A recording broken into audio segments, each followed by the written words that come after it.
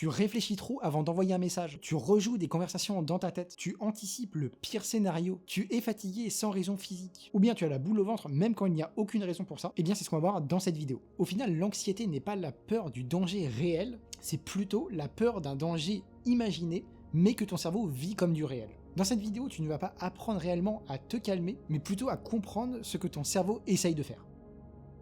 Partie 1, ce qu'est réellement l'anxiété. L'anxiété au final ce n'est pas une faiblesse, mais c'est souvent un mécanisme de survie. Le cerveau de base il n'est pas forcément conçu pour qu'on soit heureux, mais plutôt pour qu'on se maintienne en vie, et il va souvent préférer du coup une fausse alerte plutôt qu'un danger qui sera manqué. Au final on peut faire un peu l'analogie avec par exemple du coup un détecteur de fumée qui sonnerait parce que vous avez fait un peu griller du pain dans votre grille-pain. Par exemple, pour faire une comparaison. La différence du coup entre peur et anxiété, peur souvent c'est danger présent, donc si par exemple du coup il y a un danger immédiat comme ça devant vous, et l'anxiété c'est souvent un danger anticipé qu'on imagine voilà comme ça un petit peu avec son imagination au préalable, mais quelque chose qui n'est pas encore réalisé. Donc au final on pourrait dire que l'anxiété vit dans le futur, là où le danger serait plutôt dans le présent.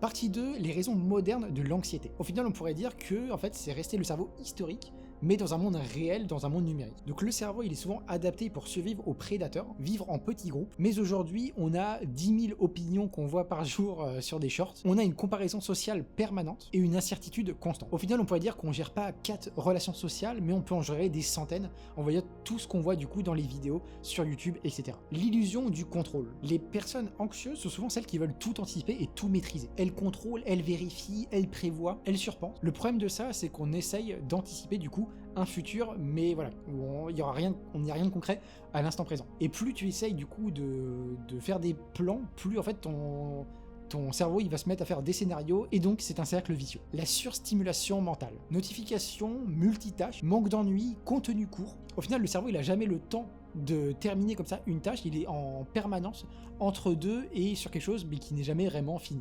Et dernier sous-point du coup dans cette partie, la peur sociale moderne. Ce que je veux dire par là, c'est qu'en fait, actuellement dans la société, on est un peu tout le temps évalué et comparé du coup sur plein de points différents, émotionnellement, socialement parlant, physiquement parlant, en ligne, au travail. Vraiment, on est comparé sur un tas de trucs et on veut toujours être comme ça au top, et donc c'est aussi un motif pour être comme ça anxieux au quotidien. Le cerveau peut se dire, je peux être rejeté à tout moment, et donc dans le cerveau un peu préhistorique, en fait, quand on était rejeté, c'était en fait danger de mort, quoi, grosso modo, parce qu'on était à l'écart du groupe, et donc tout seul, et donc on pouvait pas survivre face à des prédateurs, etc.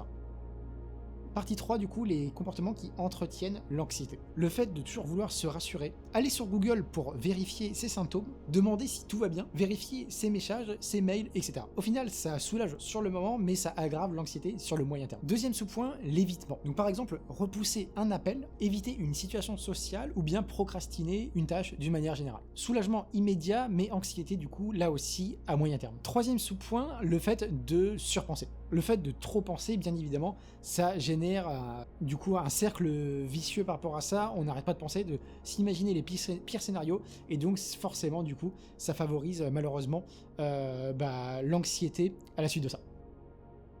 Partie 4, ce qui aide vraiment. Donc déjà on va voir ce qui n'aide pas, les trucs vraiment classiques qu'on voit sur internet d'une manière générale. Donc premier point, arrêter d'y penser, ce qui ne fonctionne bien évidemment pas du tout. Se distraire en permanence pour un peu comme ça combler tout le temps les vides, etc. Et ne pas repenser, et attendre de ne plus avoir peur pour agir, mais au final ce moment n'arrive jamais réellement. Donc maintenant voyons voir ce qui aide réellement. Donc comprendre que la pensée n'est pas un fait. Le cerveau il produit en permanence des scénarios, des hypothèses, mais pas une vérité, pas quelque chose de concret là directement maintenant. Par exemple les personnes qui disent qu'ils vont rater leur vie, au final c'est une prédiction et pas du tout une réalité. L'exposition progressive en deuxième point, le cerveau il apprend souvent par expérience et pas par raisonnement. Donc par exemple, agir malgré l'inconfort, le cerveau va mettre à jour du coup un peu ses prédictions, et donc du coup l'anxiété va diminuer à la suite de ça. Troisième sous-point, réduire la lutte intérieure. Les anxieux veulent supprimer l'anxiété définitivement, mais le cerveau lui va comprendre, si tu veux l'éliminer, c'est qu'elle devient réellement dangereuse. Donc, effet inverse, au final elle augmente, parce que du coup tu essaies d'aller à l'encontre et ça ne fait qu'augmenter. Alors qu'au contraire, si tu l'acceptes, elle va diminuer petit à petit du coup progressivement. Et dernier sous-point, revenir au présent physique. Pourquoi? Parce que l'anxiété est cognitive, et tout ce qui va du coup ramener au corps va aider à être plus ancré au moment présent et être moins stressé, moins anxieux, etc. Donc par exemple marcher, faire du sport, respirer lentement, etc.